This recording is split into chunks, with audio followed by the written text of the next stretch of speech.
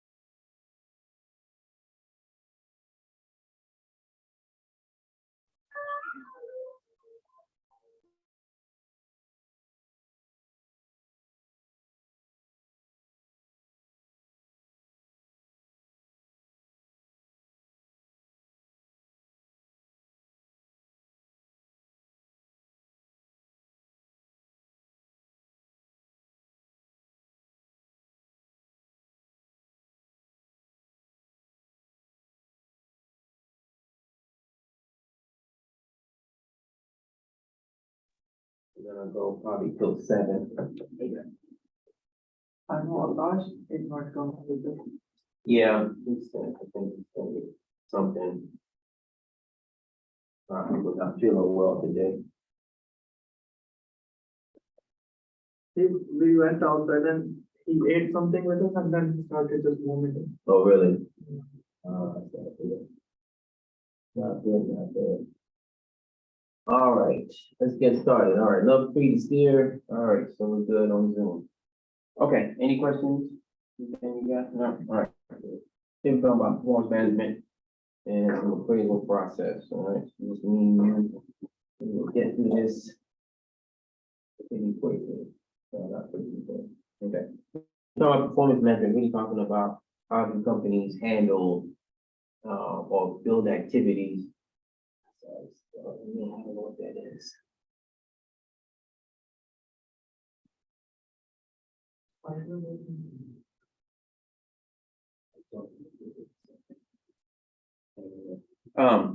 Activities that companies do in order to evaluate the employees, right? Evaluate the people that work for them and trying to understand, okay, how do we measure productivity? How do we measure success? How do we measure, a person's value to the company, okay?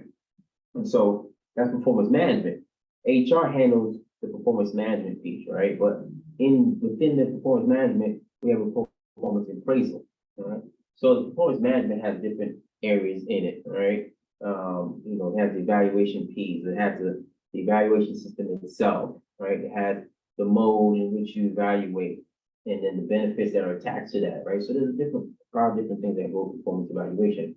Performance appraisal is the actual aspect of, all right, what's that? To evaluate like Yeah, what performance is doing, so what height he or she Mhm. will get or down. yeah. Right, so you put it together and you're trying to figure out what's the best tool that I can use to, evaluate someone's work and how they're doing in the company.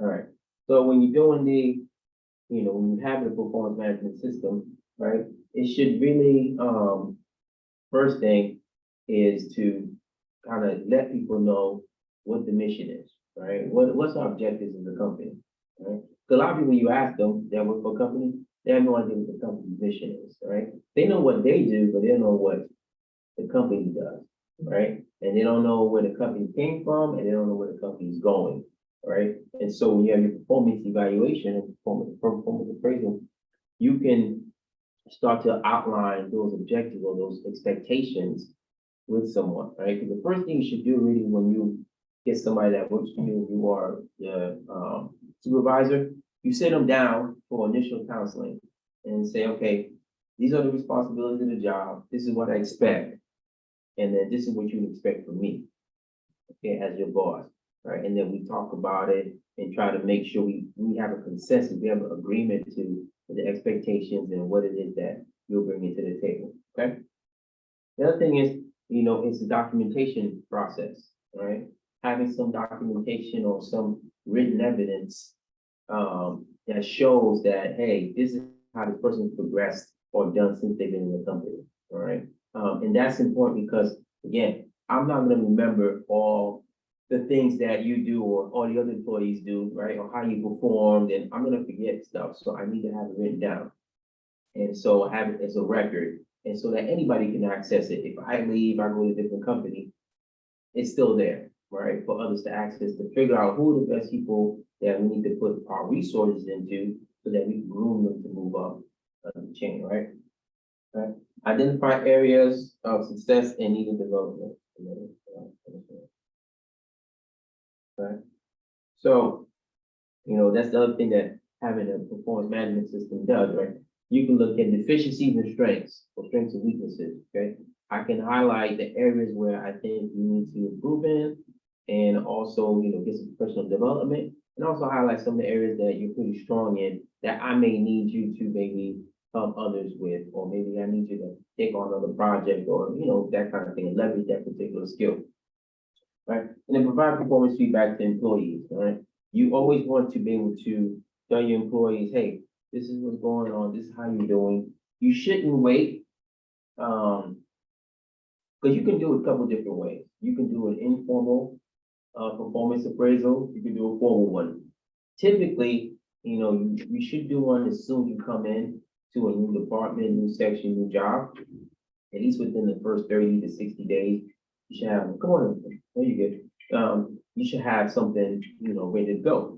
But, you should throughout the year, be talking to someone, talking to employees, even in an informal setting about how they're doing, right?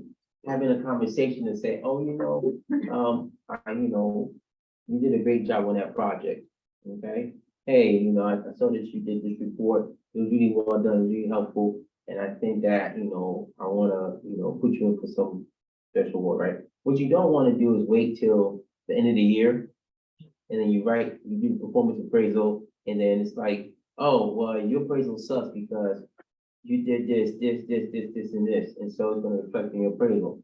That's not fair to the person, because now they didn't have a chance to fix it, right? If you had told them at the time, right, it doesn't have to be anything formal, you gotta sit them down, but you can talk to them and say, hey, you know what? Wasn't right, I didn't like the way this was done, this could have been a better project, or, you could have done some other things that would have bolstered the value on the project, whatever the case may be. You do that periodically throughout and not wait till the whole end of a particular period of time, because now you're just dumping everything on the person all at once. And then you have this report that's gonna go into their personnel records, and they didn't have a chance to fix it. So guess what? Now they have to wait a whole year to fix it, and then see if the fixes that they put in place work, right? Was that satisfactory enough? If you do it throughout periodically, every month or two, you just kind of systematically go through all your employees and talk to them.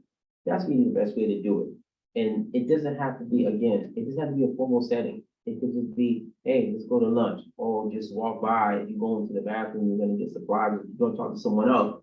Hey, great job. Hey, you know what? I like this, but I want to change this, so I'd rather you do it this way.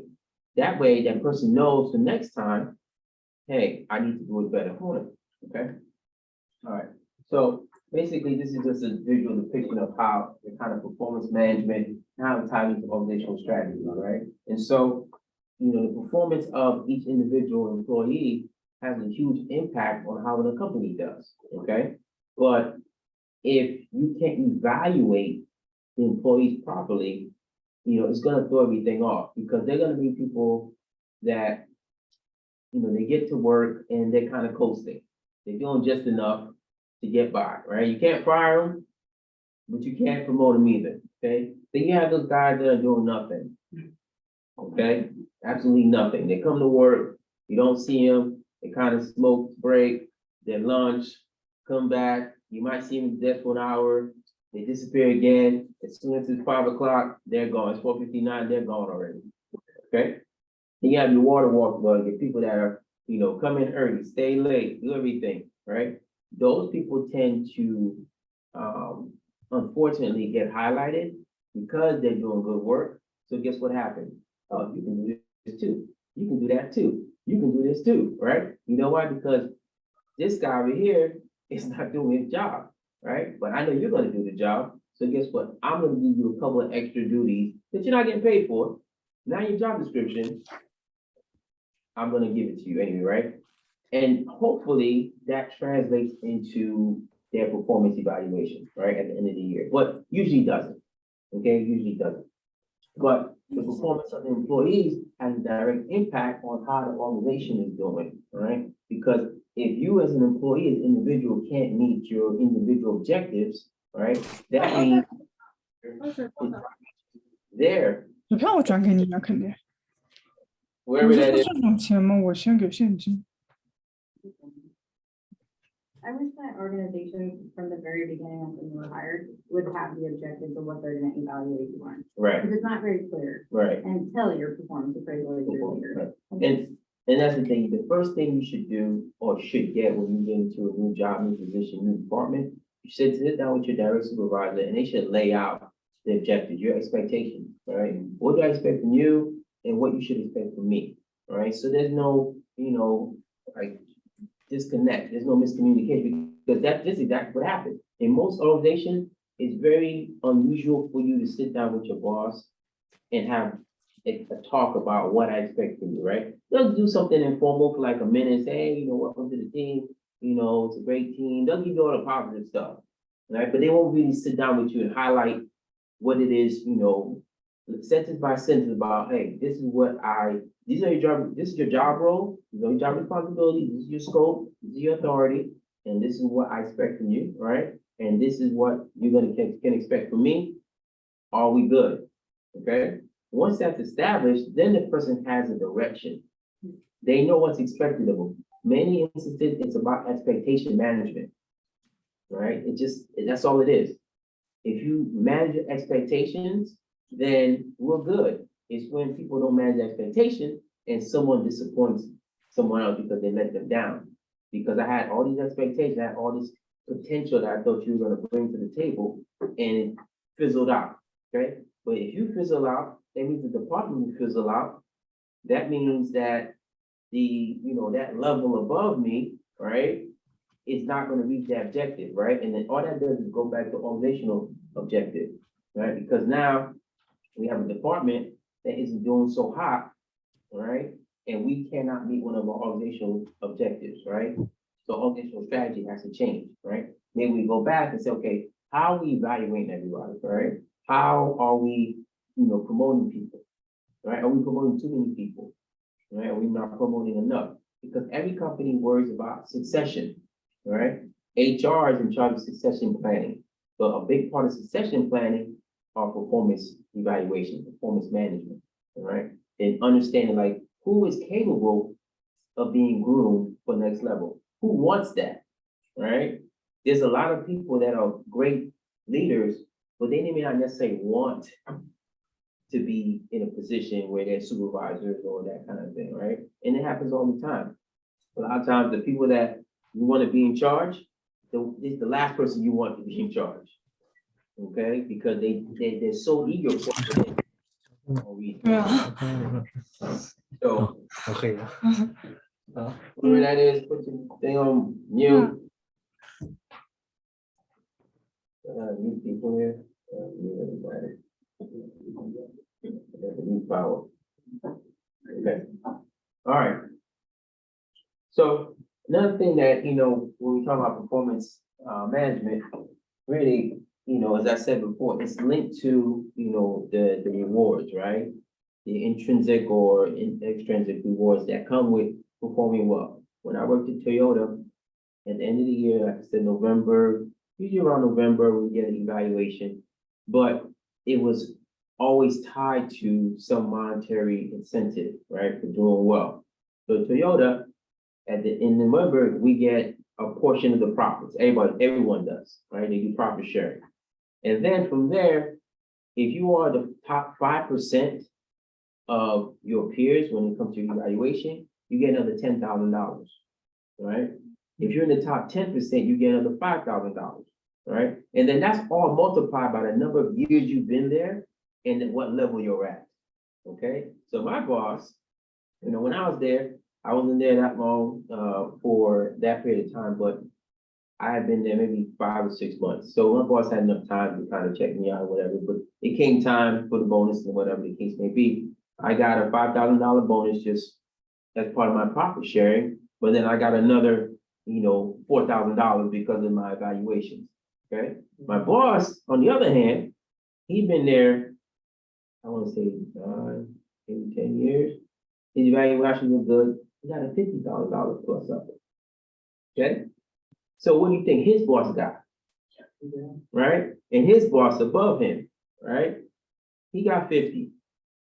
I got 7 or 8. And I was there 6 months, right? So you can imagine how these, evaluations, how important they are to people because people count on them, right? But at the same time, one of the objectives, again, of performance evaluation and performance management is to kind of call out the people that we really don't want to groom and move up in the industry, right? Move up in the business, all right? And so the incentives are motivators, okay?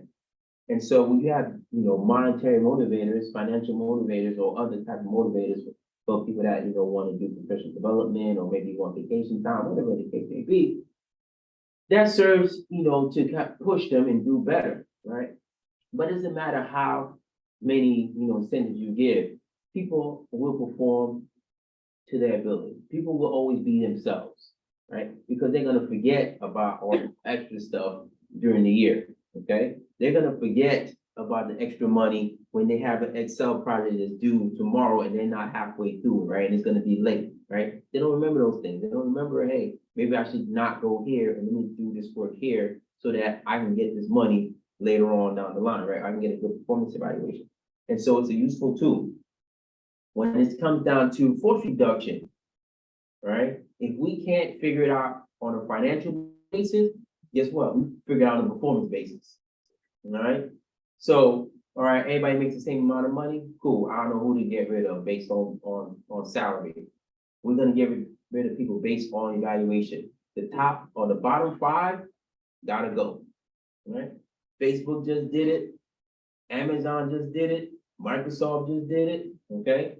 They laid off 3%, I think 3 to 5% of their force based on evaluations. Right? They went to each department and said, hey, 10% of your staff, the bottom 10%, gotta let them go.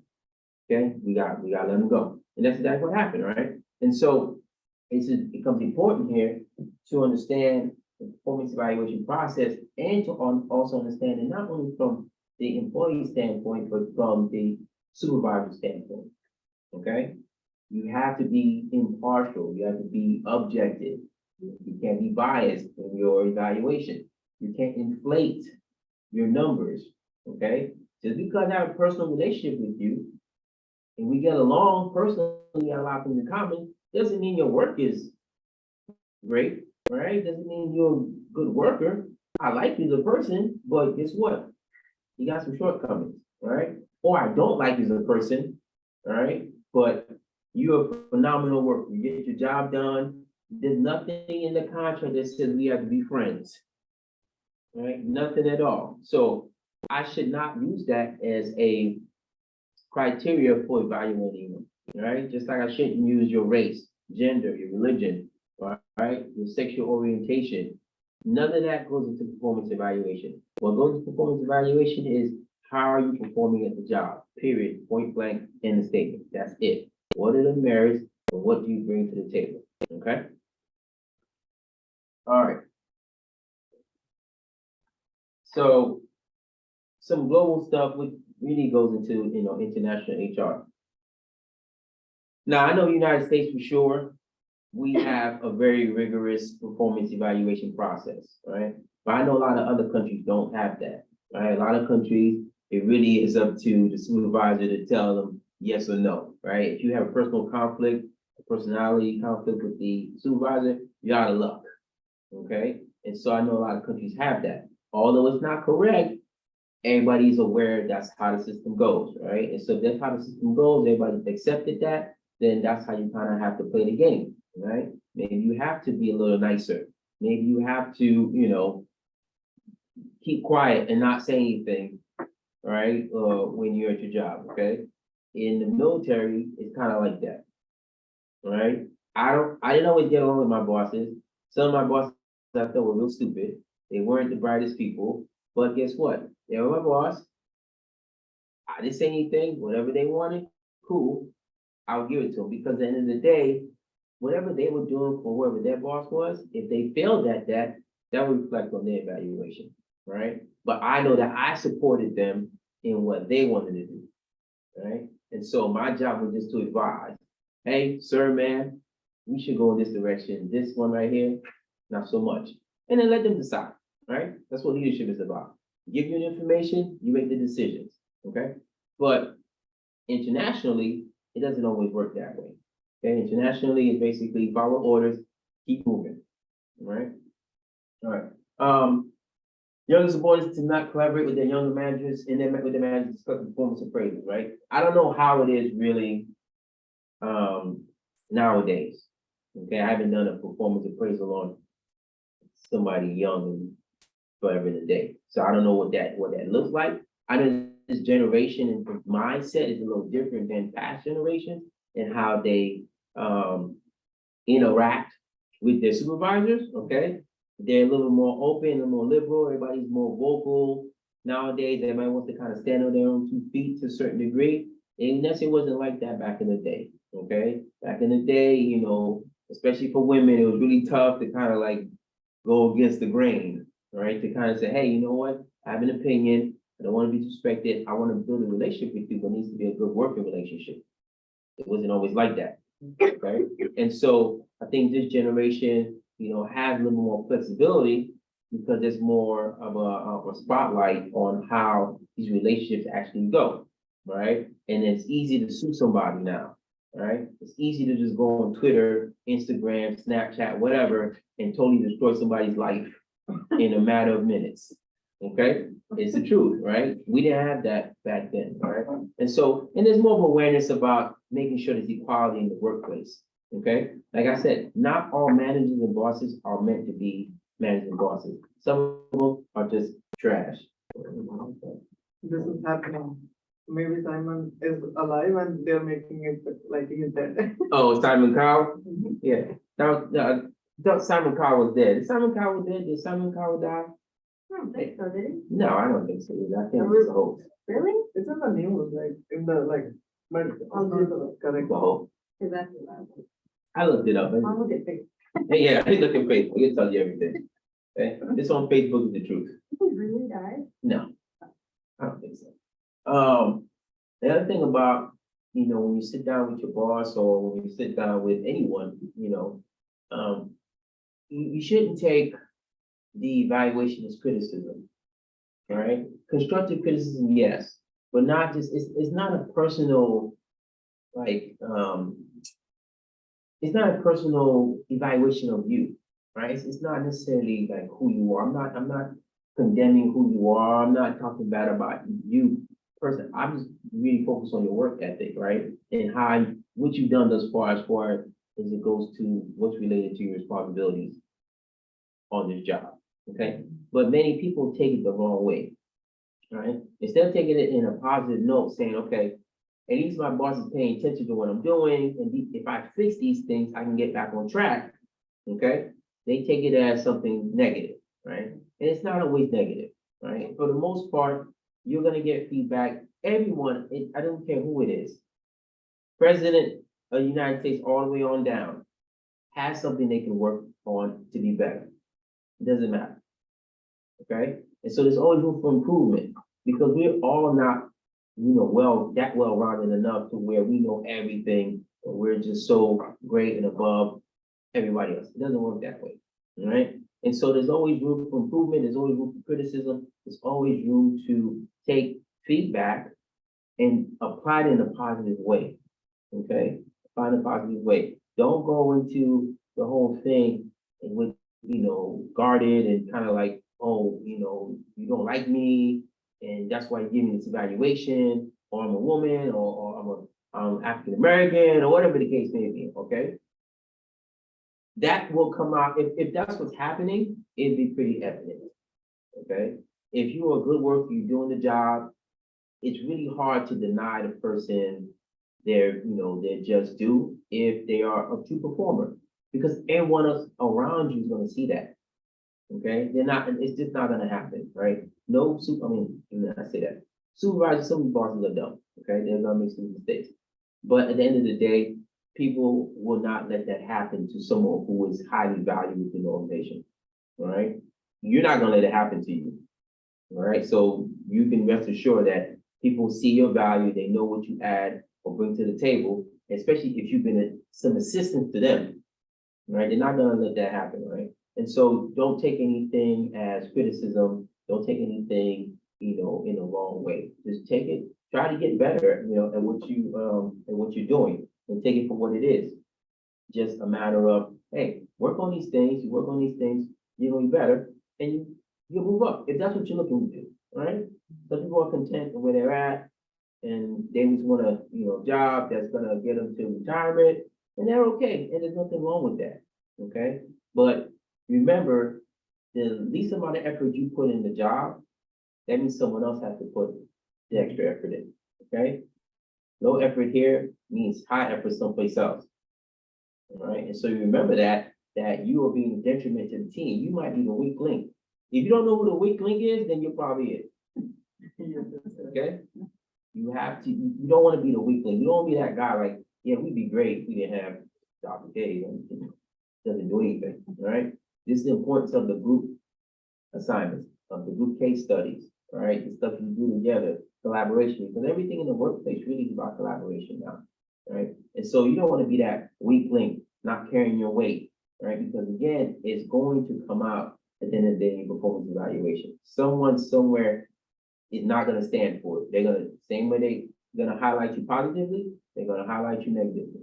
Like, hey, this person didn't carry their weight, we did all the work, they showed up whenever they felt like it, turned in shoddy stuff, we had to fix it, everything they turned in, we had to repair or some do corrections to. This wasn't cool working with them, right? It was better off, we're better off without them, okay? So keep that in mind, okay? So some components, right?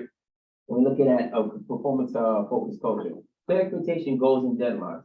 Just like Christine was talking about, right? You have to really be almost, you have to constantly make an effort to make sure that the expectations are laid out. Okay? Don't assume that they know what it is. Don't assume because they got hired and they're in the job that they know what their job is supposed to be. Okay? Yes, I can read that all day. I can read the job description. I can read the responsibilities, but you probably want to sit down and go over everything and explain how the job ties into the organizational objectives, right?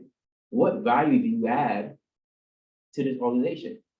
Because it's going to be important, especially if you're trying to go for a raise, right? If you ask for a raise, the first thing is that you have to be able to spell out your value. What did you contribute that makes you think you deserve a raise, right? You need to say, okay, and numbers are always great, right? Tangible, hard numbers, fantastic. I was on project X. I saved that project 10% from, 10% cost. Oh, shoot. Sent that project 10% cost, right? Or I helped that project come in earlier than anticipated, or I did this, or I did that. You have to be able to outline your value to the company, right? But you can't do that unless you know what it is that's expected of you. What's the goals? How do my expectations of you as a boss, how does that tie into goals and deadlines? Okay? At the end of the day, right? Because the CEO, that's all they care about. COO, that's all they care about. What are you adding to the company? And do you deserve a raise? Do you deserve to be promoted? Okay, and maybe you don't, maybe you do, but I won't know till I see those numbers, right? Till I see those facts, till I see your evaluation. And I can start racking and stacking and trying to figure out who deserves to be moved up or not moved up, okay? Detailed appraisal of employee performance. So every company has their own performance tools, okay? None of them are alike as far as aesthetics, okay? They're all a little different, but majority of them have the same components, okay? They either are gonna focus on a trait, they're either gonna focus on a skill, they're gonna either focus on the behavior, they're either gonna focus on the results, or they might focus on all of it, okay? You might say, okay, how are you as a leader if you are a supervisor yourself? How do you behave in the workplace, okay? How, do you have special traits that no one else has, right? Everybody brings something different to the table. Some people are natural leaders, others are not. Some people are great followers, others are not. Some people are good speakers, others are not. That is an individual trait, right? And maybe I need to evaluate you on that because that's something that is necessary in the job, right? If you're a salesperson and you speak well and you're very consistent and you have a calm demeanor and people just kind of drawn to you, that's a special trait. That's a special skill that you have. And versus, someone else who is very standoffish, people don't really want to talk to them. Phone calls are real short, like, okay, they're real kind of, very abrupt and not very friendly, right? In the customer service space, that's a big deal, right? If you are on a customer service call You ever notice as soon as you get done with a call, hey, would you mind staying in line because we're doing a survey, we wanna get your feedback, right? Or on a scale of 1 to 10, did we help you solve your problem? Was the representative, helpful, right? Or they'll ask you like, hey, can you rate me a 4 or 5? And Ubers especially, Ubers and those kind of guys, hey, can you rate me a 5? Because that 5 is attached to some incentive for them, okay? And it also helps them to be recognized as, okay, 5-star member, or if you are a business that relies on recommendations for word of mouth, right? For me, when I go to Yelp, if I see 1 or 2 bad reviews, I'm out of there. Yeah. I don't use that particular service or company, right? If I see consistent 4s and 5s, great service, great place, great, it had an off day, but everything else was pretty good, we got seated a little slow, but after that, everything was phenomenal, right? See those things, or maybe there's one in a blue moon where you have people that come in, they're not so friendly, and, the hostess is trying to accommodate them, but you can't accommodate everyone, right? One off, but at the end of the day, when you see that track record, right? You realize, okay, this company is good, this person is good, I see their pattern, right? And the pattern is of excellence, or the pattern is of always achieving their goals and providing high quality product, high quality customer service, just like when we talk about In-N-Out, Chick-fil-A, and those kind of, they're consistent, right? The service is consistent. No one leaves Chick-fil-A or In-N-Out upset for the most part, right? We generally think those fast food places are pretty good. Chipotle, they're pretty reliable, right? So it's the same thing. Companies are kind of looking at, how do we, effectively, give people tools that they can excel at, right? And they used to be good, right? And also tie those back into what we do as a company, right? Clear feedback on performance. Now, you're gonna definitely run into this. And maybe you have already. A boss that is scared of conflict. Okay? And most people don't like conflict. Right? They don't want to be the mean guy or gal. They don't want any kind of like friction. Okay? I'm telling you now, if you ever plan on being in charge of anything, you need to be ready for conflict. Okay? You need to be ready for friction. You need to be comfortable in being uncomfortable. Right? You need to sit down with people face to face and deliver bad news. Okay? Because if you are sugarcoating everything, then that's not fair to the other person. Right? You're doing a great job. When you know they're not, you're always on time. No, they're not on time. Everybody likes you. No, not the case. Okay? Your work is trash. You're never on time. You're always gone. I don't know where you're at. I don't know what you're doing. This is not acceptable, right? You have to be ready and able to talk about those things in a supervisory role, even if you're not a supervisory role, just as a colleague to someone else to say, hey, you know what? We're on the same level. I'm just telling you, like, this is trash. Like, you can't turn this in, or you can't submit this. This doesn't reflect well on you. Like, I got my thing, I'm good. You can give me criticism or give me feedback, but you need to be able to, be able to confront people and make them comfortable enough to say, look, it's not a personal attack. Again, I'm just trying to use some constructive criticism, right? And there's a couple of different techniques you can use to deliver bad news. Most people now, everybody uses the sandwich technique. Right? Anybody familiar with the sandwich technique? Right? What's the sandwich technique? Deliver good, point out positive, deliver bad, point out negative, deliver good. Yeah, exactly, right? So you highlight something good, something negative, close out with something good, right? Make them leave feeling good when they come out the office, okay? Now, if you pay attention to when I grade, right, you'll see that. Kind of a sandwich sort of, right? Great job on your post, and then right? Then I give my comments, and then I move on, right? I don't normally have an ending good thing, right? I kind of hit you over the head with the great, good job, all right? Because everybody does do a good job on the code. It's just that, okay, now let's get to the real nitty gritty, okay? Like, these are the things that I think we need to work on, all right? And nobody takes it personally. You shouldn't take it personally, because I like all of you as people, all right? As individuals, right? I'm just looking at the work, all right? And I want you to get better. That's another aspect of performance appraisals, right? Your boss or your supervisor should want you to get better. Okay? My dream is for everyone here to get PhDs and be the president of the school or university or do whatever it is you want to do, right? But just be better than me, right? Achieve more than me, have more success than me, whatever it is that you want to be successful in, right? That's the attitude that you should have if you are a supervisor. You want to develop your people, okay? Because the more you develop the people, the more likely they're gonna produce for you, right? And I learned that from one of my bosses. He was a great boss, right? He never took any credit for himself. He always said, hey, this is what I need, get it done. He protected us, all right? Gave us everything we needed. And at the end of the day, hey, it was because of my guys that I, was able to do well. And guess what? He looks like a rock star. And he gets promoted because he's managing correctly. He's being a leader correctly, okay? As a leader, you have to be able to be, you have to be able to make sound evaluations. And also you have to be able to, be fair to people in a sense of giving them the credit that is due to them. Okay? Because it's only going to benefit you as the leader at the end of the day.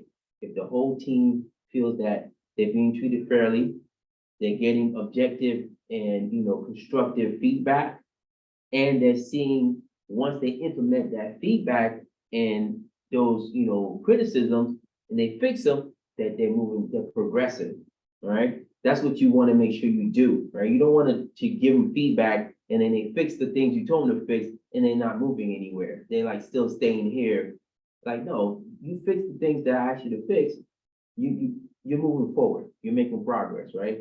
That needs to be also annotated or reflected somehow, some way, right? If not verbally, written, whatever the case may be, right? You have to do that, right? Manage employee training as needed, right? So performance evaluations can definitely be used for, identifying weak spots in areas where someone might need some additional training, some additional remedial, stuff, right? And both the leader, supervisor, and the employee, right, the worker. So don't forget, everybody has a boss. Even CEO has bosses, all right? CEO has a board, right, that they have to answer to. And the board evaluates the CEO, right? So everybody has a boss. It doesn't matter. There's no getting away. So again, there's always somebody that is above you that's going to evaluate your work, okay? The president has a boss, all right? Who's the president's boss? The US president. Who does the president report to? Talking about the president, he's like YouTube now. Huh? Oh, yeah, State of the Union, Yeah. yeah. Right? The president has a boss. Who's the president's boss? Oh, who's the president's boss? The people. The people, right? We elect the president, right?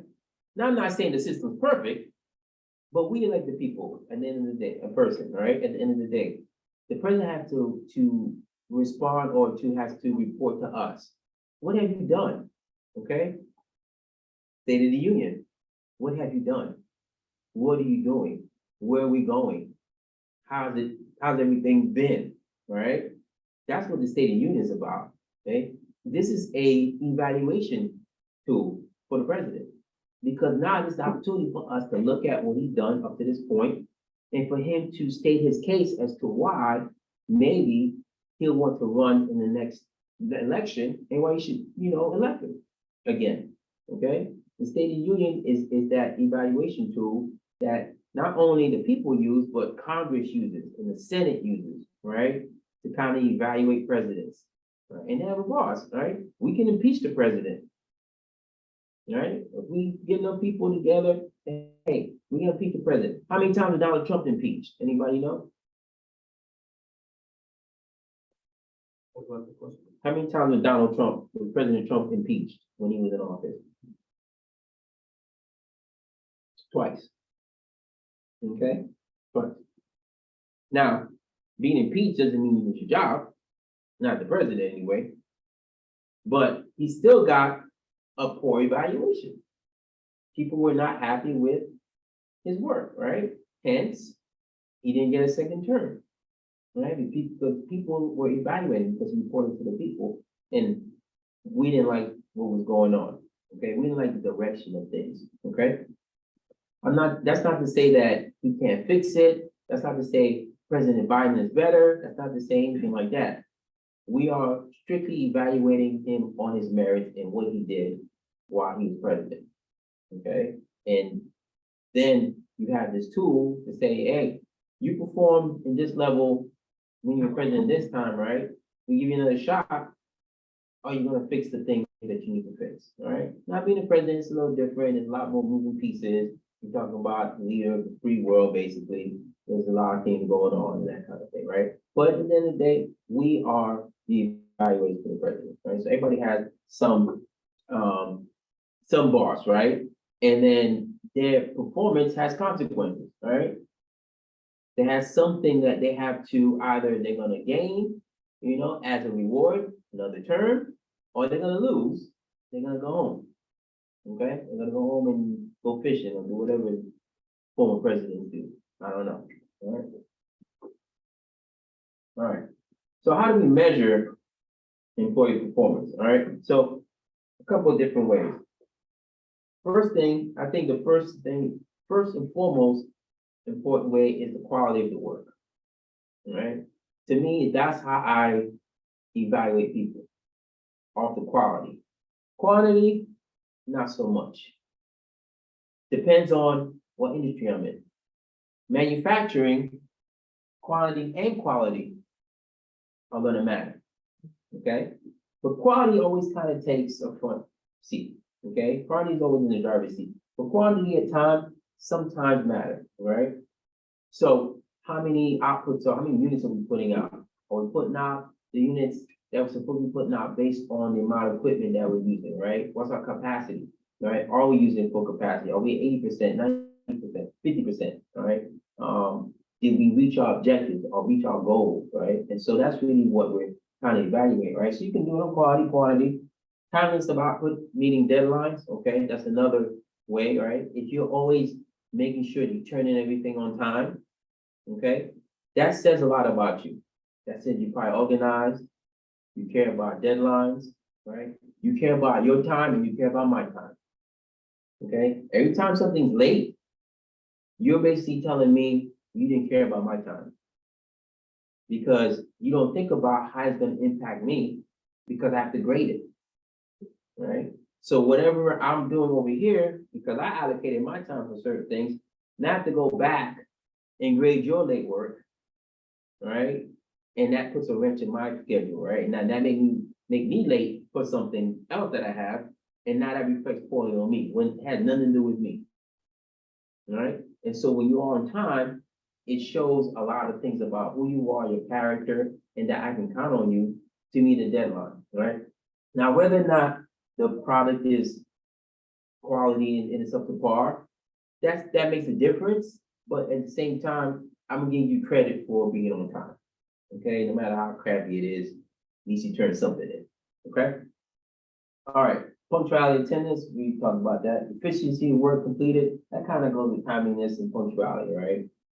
How well you do the job, how quickly you move, how you use the resources, right? Are you, always going over budget?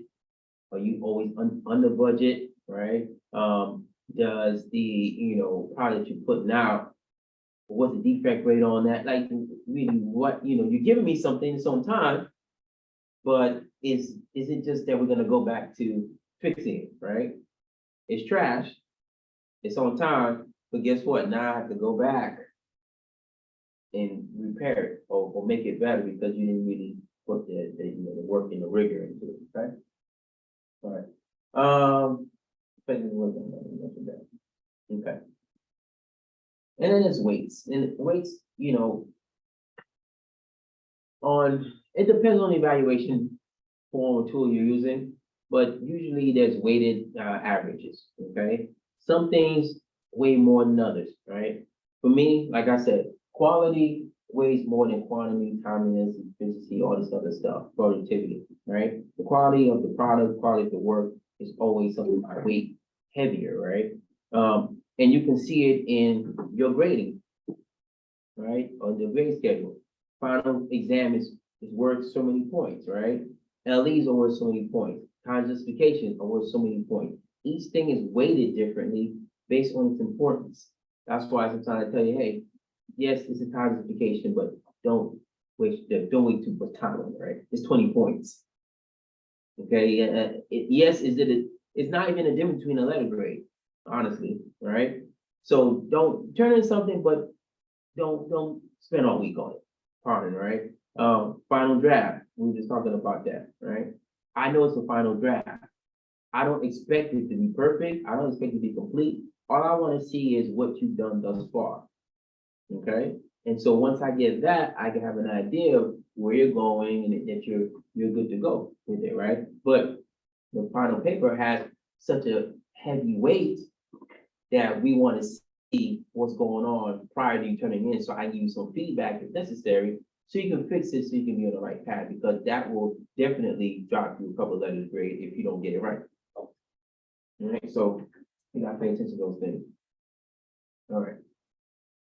So I was talking about this earlier, right? The types of performance information, right? You can do your evaluation on traits, I said before, behavior, results, okay, different facets. But typically, most companies have a hybrid where they have all 4 categories. They want to look at your behavior, they want to look at your traits that's specific to you, they want to look at your results, right? They want to see how well you get along with other people, okay? What do your colleagues think of you? What do other supervisors think of you, right? You don't think about those things, but those things come to mind all the time, right? They're important as to how do you fit into the ecosystem, right? Are you a disruptor? Are you somebody, and maybe disruptor is not the right word. Are you somebody that people want to work with? Are you somebody that as soon as they see you coming, they go running the other way because they don't want no parts of you, right? You have to kind of pick up on those things. You have to understand that, am I that guy that everybody's happy to work with and I get along with everybody, I contribute the right way? Or am I that person where people talk about me as soon as I leave the room, like, I can't believe we have this guy or gal with us, they suck. Like, hey, can we get somebody else, or can we sit them out? And, they'll be nice to you, when you talk to them, but as soon as you leave, they're trying to get rid of you, okay? So, different things, right? Trait, behavior, you got results, okay? Different ways in which to really garner information on how your performance was, right? And how we're gonna evaluate you, right? And like I said, most companies use a hybrid form of it, but they're really looking at your performance, right? It's not always the case where you have to get along with everybody, right? And the one thing that great work, excellent work, people that are really good at their jobs, the one thing that, they can get away with is being an asshole. Okay? Winning alleviates everything. Okay? And you can see it, a good example is in sports. You see a team and they are terrible, the team sucks, you see all the time, oh, someone such was fighting with such and such. If you're ever in a locker room, you ever been on a team, on a football team, or basketball team, any sport team, cricket, whatever it is, right? When things are going bad, everybody's at each other's throats, right? When things are going great, everybody's fantastic. I don't like that guy. Matter of fact, I had a fight with him last week, but guess what? I don't want him to leave the team because he's amazing, right? He's gonna get to the championship. You forget about a lot of things, all right? But when things are bad and not performing well, Every little thing bothers you. I don't like the way he chews. I don't like the way he walks. I don't like his hair. I don't like his face. Okay? It sounds funny, but this is true. This is the workplace. Okay? This is the workplace. These are the people you're dealing with. And so you have to kind of look at, understand like, what it is that you bring to the table, but understand also that if you perform well, people will forgive you in so many other areas. They will tolerate you, not forgive, tolerate is the better, is the appropriate word, right? They'll put up with you, right? Even if you, smell bad or don't look the best, you don't have the best hygiene. Now, we may talk to you about it, at the end of the day, you will deal with that in the workplace. Okay? It's another thing. And that is also part of your performance appraisal. Your hygiene, how people perceive you, and how well you take care of yourself. Because if you come to work and you are not hygienic, smell, look unkept, look disheveled, God forbid you're in a customer facing job, that's gonna be part of your performance evaluation, right? Because now you're disrupting everybody around you, right? And I've had situations like that where I've had to kind of pull people in and say, hey, you know what? You really need to take a shower. You can't wear the same clothes every day. Okay? We don't have uniforms here. So you can't wear the same clothes every day. Maybe get a haircut. You brush your teeth. Maybe, these are very hard conversations to have with people, right? Because we all have different levels of hygiene. All right? But you have to have them because now it's affecting the rest of the team. All right?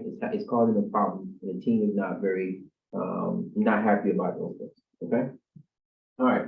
So results-based information, just kind of look at it, hey, if the customer's happy, right? If you have a portfolio of clients, right, and they're all happy, then your results are good and you're bringing in business, it's okay, all right? Everything's fine. And you more than likely, if you're in sales, that's how you get evaluated. Usually by your sales, right? If your sales are up, you're fantastic. Your sales are down, we need to talk, okay? What approach are you using? Like, are you trying to upsell on these particular products? We're highlighting these things because we have surplus inventory, we need to get rid of them. What are you doing to, put those out in the forefront, okay? How come your sales are not on average with the rest of the team, okay? Those kind of things, right? And those are all results-based, right? We're looking at what your output is and how we evaluate that against others. I mean, because that's really what it is at the end of the day. Yes, individually, you have your own, performance levels, but how do you compare it to the others, right? And that's what we talk about putting it on a bell curve. This is where the stats comes in, right? If we have a bell curve. Everybody familiar with the bell curve?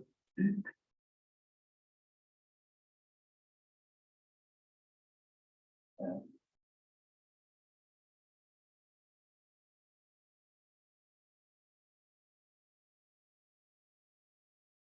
Okay. So when you take stats, you're gonna learn about the bell curve and a normal distribution. Okay? And so for the most part, 95% of us fall in this category here. All right. And that's considered normal. Right? Average height, average intelligence, average income, the average. And usually if you can stay here, you're fine. Right? Because you're in a group, no one can actually pick you out because you all look the same. Right? This is where it gets interesting here. All right. Right here, and what we call the tails, okay? And so once you get here, this is below average, of course, and this is above average, right? These are the two places where you stand out. Okay, if you're below average, you're gonna stand out. If you're above average, you're gonna stand out, right? You want to be up here, of course, and not down here. All right? But for the most part, when I do my bell curve, right? And if I'm trying to compare you or see where you stand against everyone else, I'm hoping you fall in here. And as long as you fall within the average, then you're probably meeting the minimum requirements, right? You're probably doing the job to a satisfactory level, right? And so I'm gonna leave you alone. I'm gonna put you in the pack with everybody else, all right? And so now, this is something HR would do, not necessarily your manager, okay? The manager's not gonna run into, they'll look at it from a supervisory standpoint, but actually from an organizational standpoint, HR will do all this statistics and do all this research to figure out, okay, this department has an average, sales rate of $100,000 a month, okay? And all these other departments, they kind of have their own averages, but we kind of do the same thing, right? Now we're gonna compare departments to see which department is the most efficient, which department brings in the most money, right? Who within that department is the top earner, right? You guys hear that term, top earner sometimes, right? Top earner gets, extra $50,000 at the end of the year, right? Usually in sales, real estate has that kind of thing, right? Where they have top earner result, I'm the top earner in this area. I sold $50 million in houses last year and that kind of thing, okay? Those things are important, but the only way you can tell that is if we kind of have a normal distribution and kind of look at where you fall. But above average, average, or below average, okay? Trying to understand that. Are you guys taking stats yet? Okay, we're here? Yeah, I took it a year ago. Okay. A year ago. Yeah, so I know that not everybody here is taking it. I don't know, take with Dr. Hassan or Dr. Who was it? Dr. Dijon, no, Yeah. okay. Well, you haven't taken it yet, you're probably gonna take it with me, so. For those that haven't taken it yet, because I teach it, here for the DBAs and I just teach it here in general. I may have to take it again. Hmm? I may have to take it again, Will you? because I may have to take the master's level. Yeah, is it? Yeah, it's a master level stuff. I mean, it's all kind of the same at the end of the day. It's not really, you get a little more depth, but there's different business stats as compared to normal stats, right? All right. Any questions thus far? Okay. Any questions on Zoom? We're good, thank you. Okay, all right. Okay, so. And I kind of talked about this already too, right? When it comes to the performance standards, right? Again, this goes back to expectations, right? Define the expected levels of employee performance. What am I expecting out of you?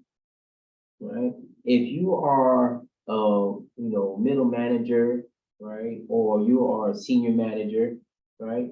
Those are different. If you're a VP or if you're an executive in the C-suite, what I expect out of you is totally different than what I expect out of the junior or entry level position. Okay? And so, but I have to vocalize those expectations.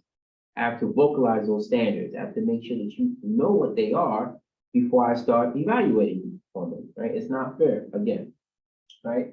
Should be realistic, measurable, and clearly understood. This is where we run into a little problem sometimes, okay? Sometimes the things that our bosses want are imaginary, okay? They're very, what we call notional, right? And when I mean by notional is that if everything was perfect in the world, I had everything I needed to run this company, this is how you would perform, okay? Or what the results would be, okay? That's not the case, okay? That's not how things happen. We're never gonna be 100% and have everything we want, like how we want it, okay? But it's important that you set realistic goals. You set realistic standards. I can't ask you and say, hey, you know what? So part of your job is to come here and you're gonna be for 8 hours, and I want you to put out 1,000 units every day. Okay, well, I can't do that because the machine doesn't even put out 1,000 units every day. The machine puts out 100, 200 units every day. Well, hey, figure it out. We need 1,000 units from you. That's not realistic, okay? Measurable. How do I measure, satisfaction? How do I measure, energy per se? How do I measure enthusiasm? How do I measure those things? Are those things measurable? Comparable, maybe not measurable. Comparable, maybe not measurable. They're measurable, but not in a sense of, for what it is. You'd have to, assign value to it, right? You have to give it a rating, a weight, right? And try to see where, and again, it'd be from a comparative standpoint, right? If I find somebody who I think has the most enthusiasm, that'd be my top. And then from there, I kind of go and evaluate everybody else based on that, right?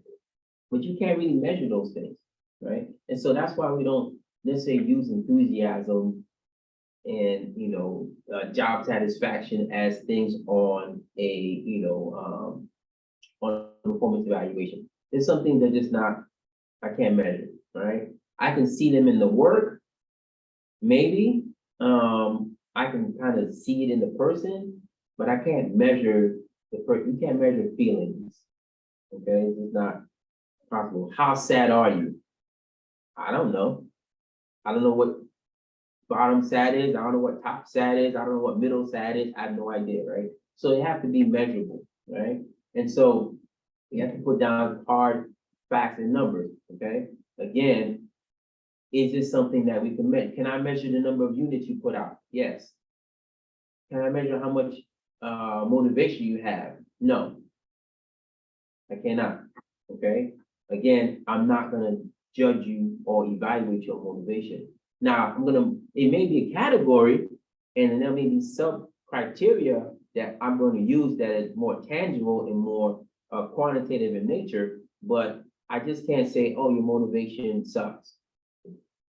Because it's just not something you can measure, right? I can see if somebody's enthusiastic about something, yes, but I still can't measure that, right?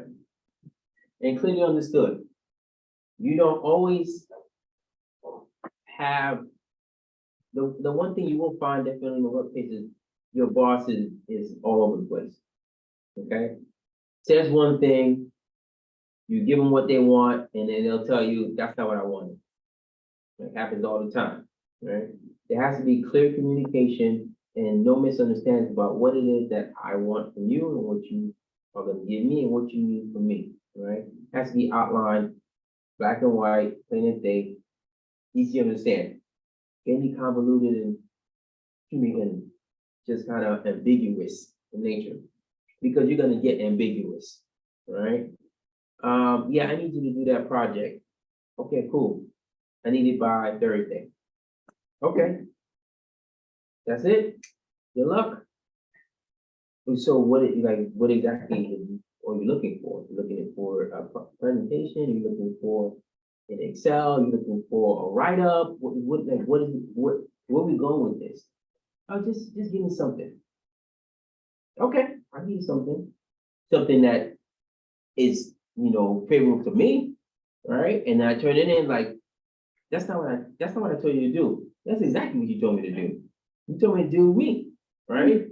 You gave me a task and you needed a deliverable. Here it is, right?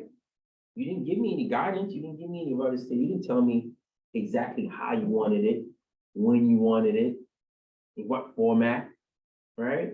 This is why it's very clear when you turn in, when you do work, that you look at the rubric or you look at, what the requirements are. Hey, it needs to be in Word format, or it's a PowerPoint, or it's both. There needs to be a video, right, attached to it. Okay, because now you clearly understand what is required. You guys ask me questions all the time. So if I turn in 10 pages, but it's supposed to be 15 pages, is that okay? And what I tell you, yes, it's okay. If the quality is there, right? If you do a good job, then yeah, it's okay. But you now understand what the requirement is, right? At a more, specific level, right? At a more granular point. Like, I know exactly what I need to do. I know if I do it this way, the way I want to do it, then it's okay, right? If you don't ask me and you kind of turn in whatever you want, like say for instance, a lot of people use Pages. They write from the Pages, right? I can't open Pages on my PC. Okay, I can open on my Mac, but I can't open on my PC. But nowhere does it say you can submit via Pages, because most people can't open it. Okay, and so again, I'm giving you clear direction on what I'm looking for and you didn't deliver, or you give me something and it says it right there, black and white, hey, submit in Word, you submit in Word, right? But I grade you and say, oh, you submitted the proper format. I well, no, it just says it right there. You said submit in Word, and I go, oh, you know, it's my fault. I made a mistake, okay? But there's clear understanding about what it is that we're looking for, right? Ensure everyone involved knows the performance expectation, and that goes beyond saying, right? Everybody should know what is expected of them, what they should be doing, how they should be doing it, you know, and looking to make sure that they meet those expectations. Every failure, it's not a failure, every disappointment is because people didn't manage expectations. Okay, it's not about it being bad or being good. It's just the fact that I was expecting this and I got this, right? Or I was expecting this and I got that, right? You guys go places, you're like, this place looks like a dive, right? It looks, from the outside, it looks terrible. You get inside, it's like, oh my goodness, this place is amazing, right? Your expectations were down here. You didn't expect much, right? But then you got all this extra stuff. It's like, oh, this is why they tell you, right? What do they say in business, right? Don't oversell, okay? You sell low, deliver high, okay? You bring the expectations down, okay? You tell them, hey, look, I'm gonna try to do my best with your hair. It's really, you know, it doesn't look that great right now. I'm trying to fix it. Knowing in your mind already, I can make this look amazing, right? But you bring down the expectations. You manage those expectations so that when you deliver the product, the person's like, oh my goodness, like it looks amazing. Like, yeah, you know, yeah, it looks good. You like it? Yeah. That's because I manage expectations. If I told a person, yeah, I can make your hair look amazing, it's gonna look fantastic, they, in their mind, they have a picture of what it is they want it to look like. That may not be the picture that you had in your mind, because you're like looking at what you're working with, and you're like, there's only so many things I can do with this, right? But you have to set the expectation. You have to let them know. You got three options. I cut it off, I can color it, or I can try to just fix it the best way I can, the way it is right now, okay? At least they know it's gonna be one of those three. Okay, and they can decide as to what they want, but the expectations have been managed and no one's disappointed, because really that's what it is, disappointment. Relationships, work, school, expectations are not met, then people are disappointed and they feel like a failure, or expectations have been exceeded, and they feel good about themselves and the experience, you know, as a whole, okay? What time is it? 6:30, okay, 6:38, wow, it went fast. All right, I'm gonna keep going because I'm actually gonna end the class early than normal, because I have something else I hadn't really planned and I can't get out of it. So, I'm gonna just keep going. If you need to go to the bathroom, go ahead by all means, but I'm gonna just keep pushing, okay? Okay. How's that? Oh. Okay. All right, so these are just examples of performance standards, okay? And so this is for a wait person, right? Whatever, a hostess or waitress or waiter, okay? So you have superior, right? And under superior, you have your different, you know, demonstrated abilities, right? This is what I expect. For superior performance, the person should, you know, do these things, right? And as long as they do these things, then they are performing at a superior level, right? Visits table quickly after guests are seated, takes orders, right? Clears table, presents check immediately after meal is complete. They're hitting all these wickets. They're doing a great job, right? In superior performance. This is acceptable. Visits table at a reasonable time, takes order, serve drinks, clears table, presents check after meal is complete. You see that if you look at the wording, it changes a little bit for each one. Superior is really up here, acceptable, okay, visit table in a reasonable time, right? The wording changes because now we're at a diminished level, right? Or diminished level as far as the scale goes, right? This one needs improvement, okay? So visit table when there's time to do so, takes orders when ready, serve drinks, the language has changed, right? So now we're getting to kind of bare minimum type stuff, okay? When it's convenient for you, sort of, right? But needs improvement. I thought I had one more. No? Okay, acceptable needs improvement, all right? So, okay. So you don't necessarily want to be at the bottom of the needs improvement part, right? You want to be at the superior level. But you saw, as far as like the standards, right? Superior, acceptable, needs improvement. Okay, and so each one has its own criteria, but it's very minor changes in the wording and the expectations of what it is that each level requires, right? So look at the performance appraisal, assess the employee's performance, all right, which we know that already. That's the whole point of the performance appraisal.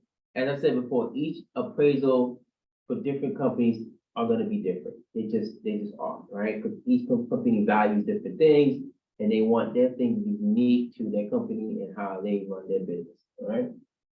It provides a platform for feedback. You and I can have a conversation when we're doing your evaluation, all right? You can tell me what you think, I can tell you what I think, all right? And as I said before, you shouldn't wait till, once a year to do an evaluation. You should be doing evaluations, whether informal or formal, every couple of months, okay? Even if you're just walking by the person and says, hey, good job, that's an evaluation, right? Because now you're telling the person, like, I appreciate your work, what you did last time was good to go, and now they know, okay, I need to keep performing at that level, I need to keep delivering those things in that way, okay? Same thing, vice versa, I can say, hey, that report wasn't all that great, and listen to 2 things, I need you to, add this, this, and this, and do better next time. Again, the person is getting feedback on ways they can improve, right? To do better, to get on track to where they want to be, right? Don't want to wait till it's the annual, evaluation and just dump a whole bunch of stuff on somebody, right? It's not fair. You're not getting an opportunity to fix themselves, right? And they're gonna leave, kind of under a lot of stress, right? They're gonna be like, you put all this stuff on my plate. And they're gonna be mad at you because they're gonna say, why didn't you tell me sooner? Why are you waiting till now when it actually counts? Okay?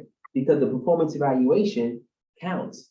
Me coming to talk to you and say, hey, you know what, you did a great job, or you didn't do such a great job, and we're just talking, doesn't count as far as formal, right? It's not gonna go, no one else is gonna hear about it except for you and I, all right? But on the performance evaluation, if you wait, and you wait to kill me there, that's what's going on record. And guess what? When it comes time to hang out the bonuses and all this other stuff, that's what they're gonna use, right? And so why not tell me ahead of time so I can fix all the things, right? So I can get the bonus that I deserve, right? Based on the work. If you don't give me a chance to fix it, then what's the point, right? You have to give me an opportunity to do better next time, okay? Highlight and address work-related issues, right, which is, again, goes without saying, help improve job performance.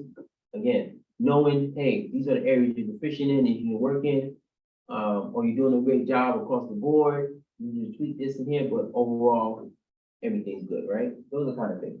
Provide justification for many personnel actions of promotion, pay raise, and termination, which we talked about already, right? Evaluations are tied to basically everything in the company when it comes to hiring, firing, retaining, promoting.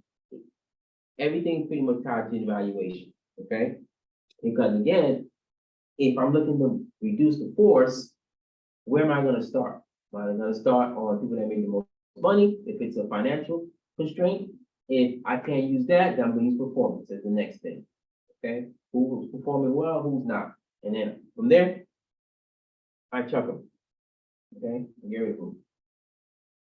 All right. All right, so really what I want you to take out of this is we're looking at development use of appraisals, all right? So when you give the appraisal evaluation, I'm really telling you like, hey, I need you to work on these things, okay? Now, at the same time, I may say that, but Now it's on me as your boss to make sure that maybe I give you extra resources. Hey, you want me to work on this? Great. Does the company offer any resources or any training that I could take so I can get better at this? Okay, you want to have someone who's willing to invest in you and develop you, right? As I said at the beginning of class, if you have a boss and your boss is not looking to develop you for you to be better, then you need to leave. You need to find another boss. You need to find another job, right? Because the aim of the leader is to make you better. If you go on a job and you leave with the same skill set that you came in with, you just wasted your time. Honestly, right? There's no way you can come here. Think about when you came your first day, first class, first professor in undergrad. Right? Think about that day. And think about the day when you graduated, right, from undergrad. There's a vast difference from the person that you were when you started, person you were when you ended, right? All in between is this new information, new development that's happening. Personal development, professional development, right? You worked on your intellect, your cognitive skills, your social skills, you've developed as a person. You've gotten older, right? So we're expecting you to have developed certain, attributes, certain characteristics. Now, if you go to college and you are there for 6 years and all you're doing is partying, right? And the first day you got there, you partied, and the last day you got there, you partied, and you didn't leave with a degree, right? Did you learn anything? Sure, you might have learned something, but at the end of the day, you haven't really proven that you learned anything. You know how to party. We got that part down, but How to meet a girl. right, maybe, if you're lucky, hopefully you're successful in that. But at the end of the day, right, there's a difference between when you came in and when you left. And that's what the attitude should be for a leader, right, a supervisor. I want you to leave better than when you came in, okay?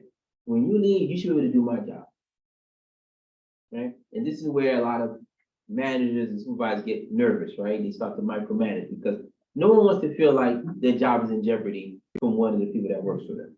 All right, nobody like that feeling, right? But at the end of the day, you are supposed to develop people, right? And send them out with more in their toolkit than when they came in.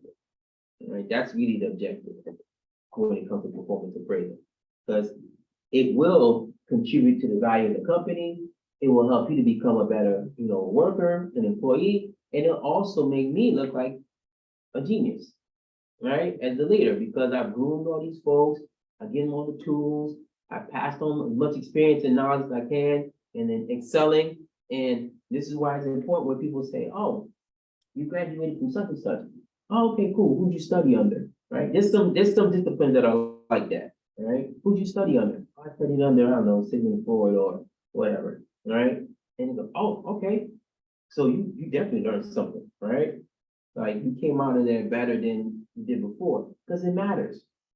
It matters that you're getting mentoring, right? Because I want you to be better. I want you to develop in a certain way that's going to propel you forward. Because if you stay with the company, guess what? You're probably the one that's moving up, right? VP, then, COO or chief of staff. And then guess what? You're in line for CEO, right? Or at least board member or something, right? But that takes time, right? It takes exposure to certain things. And at each level, your boss is required really to give you certain things, okay? How to manage a big budget. We'll start small. I'll give you $1 million budget. We'll see how you handle it. All right. And if you have any questions, come talk to me. All right. Everybody starts with an A and then work their way down. That's the way I see it, not the other way around. Okay. You start with an A, you work your stuff down. But I'm also responsible for giving you the proper resources, the tools that you need to keep that A, to maintain your excellence. Okay, because again, how you perform reflects on me, on my teaching style and how I'm conveying the information. This is why we have the the surveys at the end of the semester, at the end of the session, right? What didn't you like? Was the instructor this? Was the instructor that? What do you think about the resources? All that stuff matters because I get that report. And then that tells me like, okay, I need to work on certain areas. Maybe I'm not delivering right. Maybe I'm reading too much of the PowerPoint. Maybe I'm not having enough practical application for, having some projects in class where we work on stuff, right? Maybe I'm not collaborating enough. Maybe I'm not interacting enough with the students, right? Maybe they don't feel like they can approach me and talk to me about problems, not communicating. I'm not helping them get through their day, right? Because we all have lives and things happen to all these guys and, I got 2, 3 emails tonight. I don't feel good. You told me right now, hey, I'm sick, right? That open line communication, that's why the first thing we get here, I say, hey, you got a problem, communicate with me. There's nothing that we can't solve if we communicate, right? Nothing at all. Same thing in the workplace, right? So really working, using that evaluation tool to develop your people is one of the most important things, all right? Because all this stuff is gonna kind of fall in line. The strategic use of appraisal, administrative use, this is gonna automatically happen, okay? The company's gonna look at all those things and say, okay, who's underperforming, who's overperforming?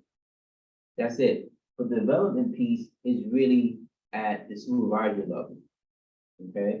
It's really at, that point where your relationship with your boss matters in making sure that they understand that they're there for you. Right? At each level, the higher you go up, the more you are responsible to the people that work for you. Right? You don't work for them, they work for you. All right? You gotta remember that. Yes, the CEO is the CEO making decisions, but without you, guess what? The CEO is just a one-man band. Okay, they can't do anything without you, right? So it's imperative that they make sure that you develop in the proper way. Any questions? All right, so ethics, I'm not gonna go too much into that. You just wanna make sure that when you do evaluations, that you do them in an ethical, objective way, right? Not biased, and as we discussed earlier, it shouldn't, be, Racism, what's that? like racism. Yeah, it should be just value on the merits, okay? What do you bring to the table? Are you doing the job? Do your skill sets, kind of resonate and manifest themselves in your day-to-day job? How well you perform, and that's it. Shouldn't matter about anything else. But unfortunately, we live in our world that we live in, and those things somehow come into play. Unconsciously, unconscious bias happens all the time, right? And so you have to really get a hold of that and make sure that, okay, am I judging everyone fairly across the board, right? Am I excluding that bad blow up I had with Christina when I'm getting her paper, right? If we just had a shouting match or somebody come, send a great challenge or something, am I now holding on to that and now scrutinizing their work even more, right? Those things happen. I have to check myself sometimes because I have certain students that they are like that. They're very much combative and they fight for every point. Every little thing matters to them. And if something doesn't go right, they'll come at me the wrong way, right? And there's certain way you need to, to approach people when you will want something from them, okay? And so am I going to hold on to that when I'm getting the next assignment, right? So I have to make sure I don't do that, right? So I'm being ethical in my evaluation, right? I'm being fair, I'm being objective and not using any other criteria except for the merits of their job and, how they're performing, right? Again, communication can help promote an ethical culture, right? Communication really is at the key, it's at the heart of everything, in our society, in our lives, right? Poor communication leads to misunderstandings, which lead to a whole bunch of other stuff, right? You have an open line of communication and people are not afraid to talk to you, then you'll be fine, right? But you can see that in your relationship when you're apprehensive to talk to someone, right? There's a reason why sometimes, people that are together say, hey, talk to me, what's going on? Like, tell me how you feeling. And they go, I'm okay, whatever the case may be. And then, okay, we're gonna go to counseling. They get to the counselor, it's like, they got a whole book of stuff that was bothering them, right? it's not that the communication is bad, it's that there's a different ease when you have a third party that you know is objective and who's not on either side, right? And there's no judgment. It's one of the hardest things to really get rid of when you are doing evaluation, you're providing criticism or feedback to someone, is the judgment that they may feel that you're doing when you're really not. You're just trying to, be upfront and honest about what's going on, but they're gonna feel judged, right? And we all go through that. It doesn't matter who it is. We all feel judged, when we're getting feedback, right? Especially if it's something that we're not doing to the best of our abilities, right? When you see someone and you know the person has like all this potential, all this like greatness, and they're underachieving, it bothers you. Well, it bothers me, right? When I see students that are really smart, cognitively, intellect is just off the charts, and then they are lazy, right? Or they just don't care. Like you're wasting your energy, you're wasting your talents, right? And so if I'm giving some feedback, it's not because I don't like you, it's because I see something in you and I want you to tap into it, right? This is not representative of who you are. Like you can do way better work than that. You're just being lazy. You rather turn in shabby work so you can go play video game, hang out with your friends, go to the gas lamp, whatever whatever people do, right? You just want to have fun, right? I got it. But if you want something in life, right, better than what you have to work for it. No one that has what they have, no one gave them to them, right? Even rich kids, right? They may get some stuff, but at the end of the day, they still have to manage it somehow, right? People work for what they have, right? And so you have to always, put your best foot forward and can't take, criticism or feedback negatively. Okay, you have to have open lines of communication and keep everything positive, right? So for instance, today, I box, right, every day almost. I'm okay, but I'm not as good as some of the other guys in the gym, right? I'm better than a lot of them, but there's other guys that are better than me, right? So I spar with them, I box with them. And when we get done boxing, I was asking like, hey, what should I work on? What do I need to do better, right? Because I'm trying to learn, right? And they go, oh, that's cool, because they say, oh, most guys get mad, they don't want to know because they feel like you're judging them or you're kind of trying to put them down when they're actually pretty good. It's like, no, I just want to know what I could do better, right? Because you're good at it. Someone taught you, I want you to teach me because I want to be on your level, right? And that's the attitude I have, right?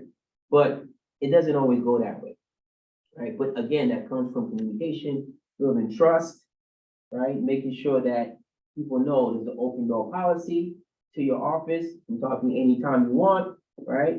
You should be able to go into your boss's office at any point in time and say, hey, you know what?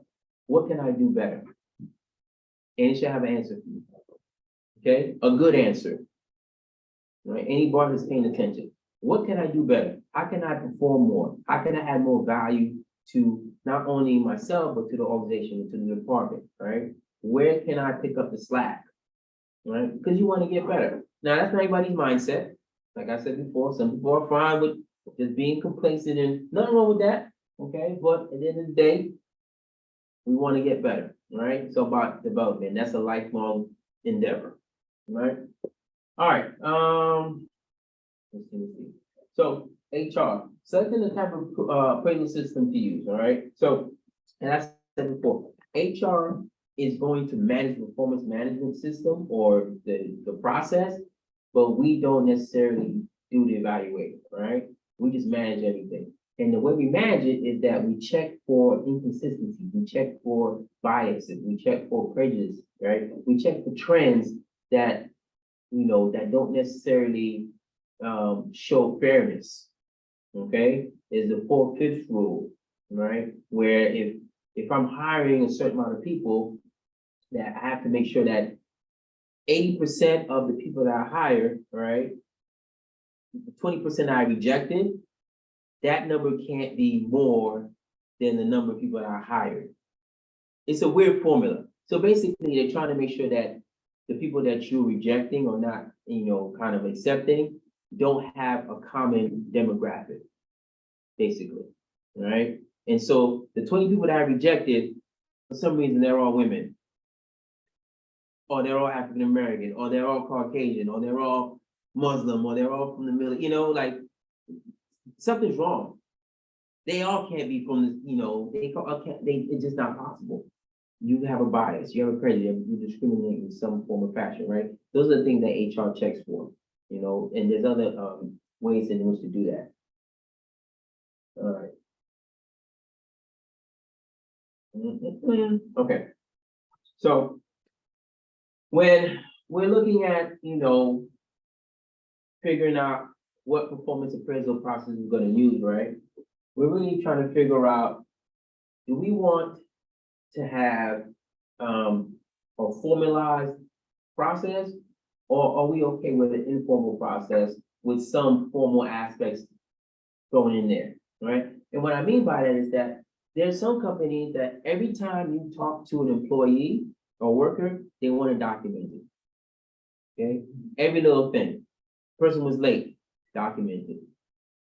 The person, came in and turned in a poor project, documented, right? That's a very formal, process, and what we call kind of building a paper fortress, right? Just like that's more of a military term, but building a paper fortress, right?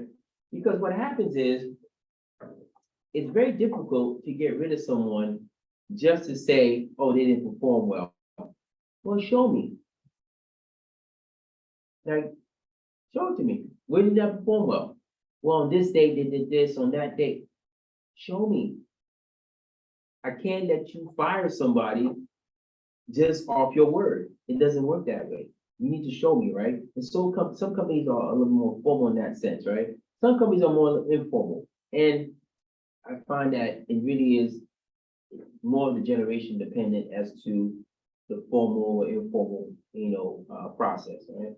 Nowadays, things are kind of informal. Informal is kind of where people are going, right? Like, people have conversation over text, right? There's certain conversations I'm not having over text, right? Because it's not going to come across correctly. But that's considered documentation. Okay, that's good to go, right? Sometimes it's email. Sometimes companies just don't, they just say, whatever, we don't care. Just talk to your folks, make sure we're good to go, because you know what, they're gonna evaluate everybody on the results of the team. If the team does crappy, guess what? We all do crappy. Okay, the team does well, then it's expected that we all do well. Okay? So there's different processes, different aspects in which we can do it, right? The timing of the appraisal, which is another important aspect I was talking about, right? As to not waiting till the annual evaluation to do performance appraisals. It should be a consistent thing. And the problem is that a lot of managers, supervisors, they don't make the time in their day to do it. If you did one evaluation a week, you could probably get through your whole team in a couple months, right? Depending on how many people you have in your team, right? You may have to do two. But again, the evaluation doesn't have to be anything formal. It can be informal, but still annotated. Just walk by your desk. Good job. Appreciate your work. Good to go. You did such a great job. Hey, leave early today. Okay? I go back to my office, put in my personnel record, such and such did a great job on project such and such, and I let them go home early as a reward. Okay? It's documented, but it's informal. Right? But at least for me, it serves out as a record keeping, because now when it comes time for me to do the formal annual evaluation, I have all these things, all these points that I've listed or recorded, right? Or I remember at least about this person and how I interacted with them. Okay, and then that will help me build a more specific, general, overall characterization of them, right? By relying on one event to kind of dictate, where their, evaluation go, right? Recency bias. Anybody familiar with that term, recency bias? No? So when you talk about recency bias, we're really talking about, I'm gonna judge you based on the last thing you did. and how you performed. Okay, forget about the 9 other things you did before. That last thing you did for me is what is being used, right? That's recency bias. What have you done for me lately? Right? You don't want to do that. You don't want to do, judge people on recency bias because people have bad days, and sometimes, you know what they say, even the clock is right twice a day. Okay, you may have had a good day, you killed it, and I'm gonna evaluate you for the whole year based on that thing, right? When the other 8 or 9 projects you had were terrible. Okay, they weren't all that great, right? So you want to stay away from that. You don't want that, okay? You gotta figure out, how do I, document or, recognize or at least, talk to people that I need to talk to and give them my feedback, and then not be, at the end of the year where I'm just kind of dumping it all on them because it's not fair. They don't have time to fix it. It's gonna affect other things. Okay. All right. So employees rating their superiors, right? That's interesting. Employees rating their superiors. That's an interesting thing because a lot of times you'll get something that says, "Hey, on a scale of 1 to 10, how do you feel about your boss?" All right? And that's gonna go up to their boss. And they're gonna evaluate their performance, right? And how they feel about their particular employee. And so you have to be sure that you don't, let your emotions get wrapped up into these evaluation processes. Because I'm not gonna lie, most times you don't like your boss. I would say 4 out of 10 times, maybe even 6 out of 10 times. Most people don't like their boss, right? It's for good reason. Most bosses are micromanagers, not all of them, but some of them, right? And it's a learning curve. It's just it's a learning curve, and it's an insecurity thing. You have to be secure in who you are and what you bring to the table, right? And believe in your self-efficacy, or have high self-efficacy, right? Believe in your skill set in order to be a good leader. Right? You have to be open, and you can't be worried about yourself. Right? And so if you can demonstrate that to your employees or people that work for you, then they'll be translating into you being a good boss, right? Now, we don't want pushovers, okay? But fair and stern typically works, right? If you're fair, but across the board, that typically works for everybody. Everybody's, normally happy with that kind of approach when it comes to leading, right? All right, so there's some different situations when it comes to rating, okay? Team members rating each other the worst, okay? Because people start thinking that it's a competition, okay? So if I rate you higher than I rate myself, or if I think you're gonna rate me lower than you rate yourself, right? Then I'm gonna do it back to you. Instead of just saying, hey, there's an acknowledgement as to who's great and who's not, right? And be true to that and just stick with that. So I don't necessarily always like the team members rating each other. I'm not a big fan of that one, right? When I was at OCS or Officer Candidate School and some of these other military training schools, we have this thing called spirit evals, okay? Christina knows what I'm talking about, right? 'Cause she's affiliated with the military, used to be in the military, right? And it's called spirit evals for a reason, okay? Now, they're supposed to be called peer evals, but we call them spirit evals. You know why? Because people spear each other in the back. They leave nice, they just stab you in the back, right? Because they say all these things about you because they're worried about themselves and not looking bad or not being the bottom, right? When maybe it's not true, right? Some of the stuff you're exaggerating, okay? So just be true to yourself. So when it comes to team member ratings, employees rating themselves, another one I don't like. Okay, I don't like it because it's really hard. Most people find it hard to talk about themselves, right? And to rate themselves objectively. Like if you ask me, I give myself a 10 out of 10, okay? Now I'm sure if I ask you or some other instructor, they might give me a 5, right? But I give myself a 10 out of 10, and that's what I'm turning in, okay? And what you run into is a bunch of 10 out of 10s. Right? You have 10 employees, You tell them to do evals on themselves, guess what you get? You get 10 100s. What am I supposed to do with that? You all can't be great, right? So now I have to go back in and I gotta calibrate it to where I think you belong, okay? So I don't like the whole, employee rank themselves. Doesn't really work for me, okay? Now, it can be effective if you have people that are self-aware. If you have people that really understand who they are, what they bring to the table, and are okay with admitting their deficiencies, right? But that's a big ask for most people. To say, I know who I am, I know where my shortcomings are, and I'm not talking about like, oh, I know I'm impatient. No, that's what I'm talking about. I'm talking about like really deep, like, I know I'm lazy. I don't like to work. I don't like doing this. I'd rather be home, okay? But I'm trying, okay? I'm not tolerant of certain things because I grew up a certain way, and so I don't like the fact that Bob does this at this time in my space. Those are the things that you have to realize who you are, right? When it comes down to evaluating yourself. Outside sources rating employees, okay?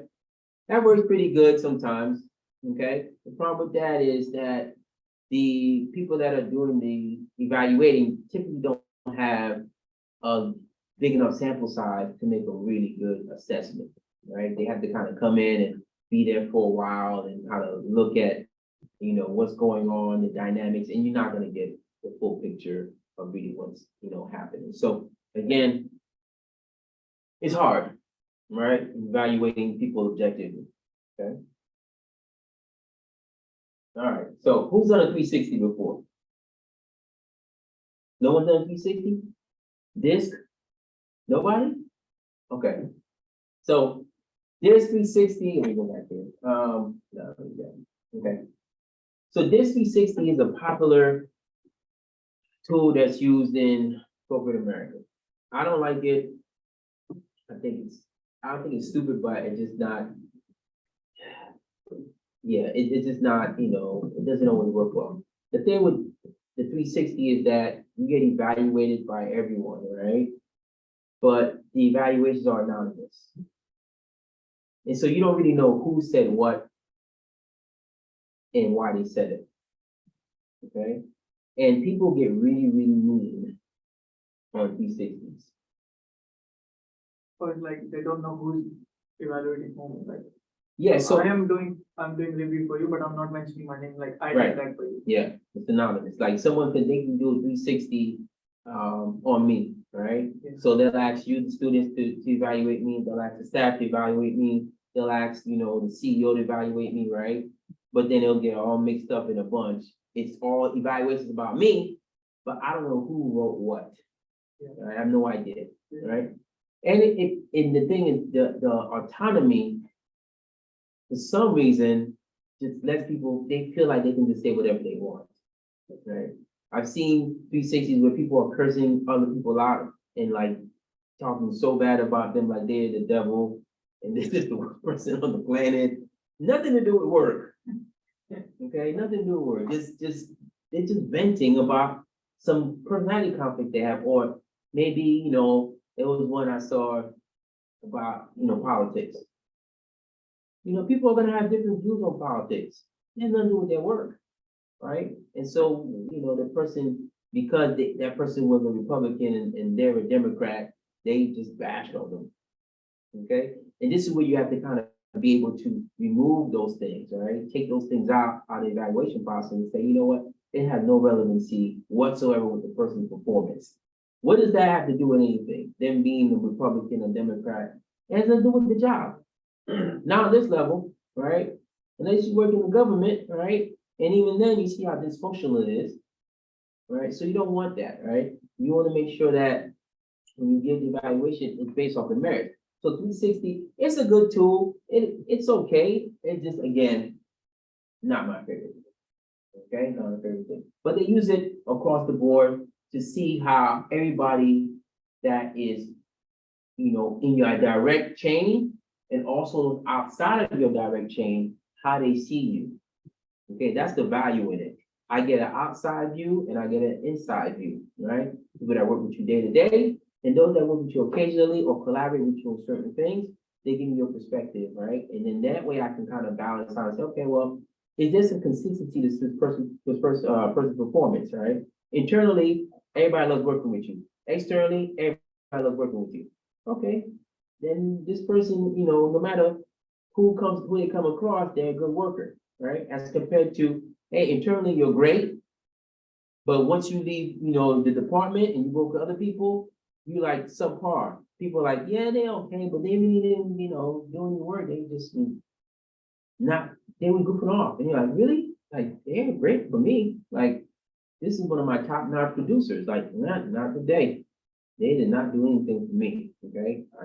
No value, right? So you got to kind of get some insight as to how people act, when they feel that, there's an internal or there's a connection or there's something at the end, right?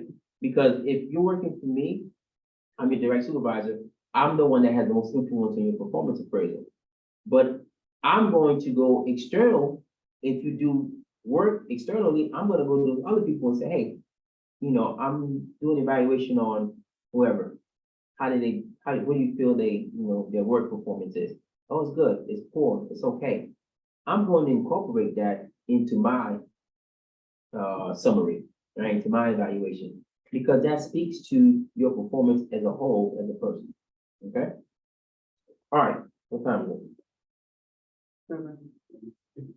16. Okay, that's what we got. Everybody good? Final draft this week. Again, it doesn't need to be totally complete. Whatever you turn in, make sure it's grammatically correct, APA, all that good stuff. Make sure it looks good, make sure it's neat. I don't want to see comments. I don't want to see any revisions. I want to see as it's going to be presented in the final paper. But again, I understand that you're not done with the final paper, so just submit what you have.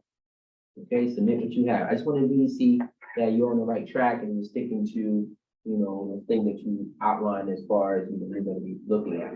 Okay. Okay. All right. Again, don't rack your brain about it. Okay. You're working on the paper. I know it's coming in week 8, so focus on that. But turn something in and make it look pretty and give me an idea, how you're doing. Okay. Pretty like, we have to add pictures. No. No, put a picture of yourself in there. No pictures, all right? Just make it look presentable. Pretty is the wrong word, presentable. How about that? Okay? All right, I'll see you guys next week, okay? Thank you for. Zoom, I'll see you next week. That's all we got. All right? Okay, thank you. Okay. Thank you, All right, see you later.